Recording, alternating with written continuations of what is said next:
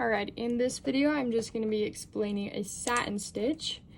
This kind of stitch will typically be used to fill an area.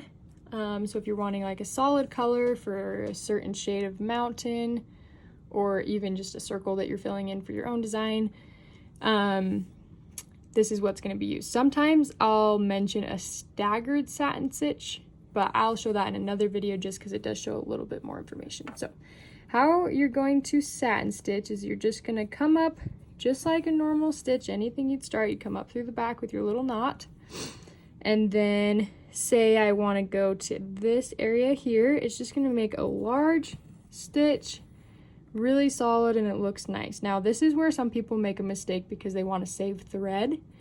Some people will go through the same side as the side that they came out of, and it just it doesn't fill as nicely. So don't be afraid to use thread. It is pretty cheap, and I'll make sure there's plenty in the kit.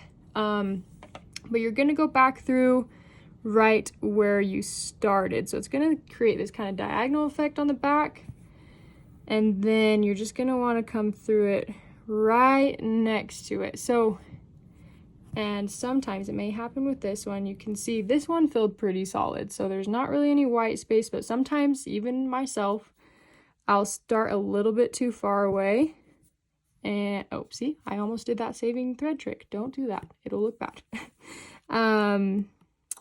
Come through the opposite side, and you're like, oh no, I went far, and you don't want to have to take the needle, unpick it, so just go through this side here,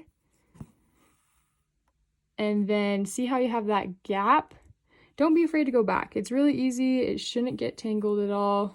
So just go through here, and you are good to go.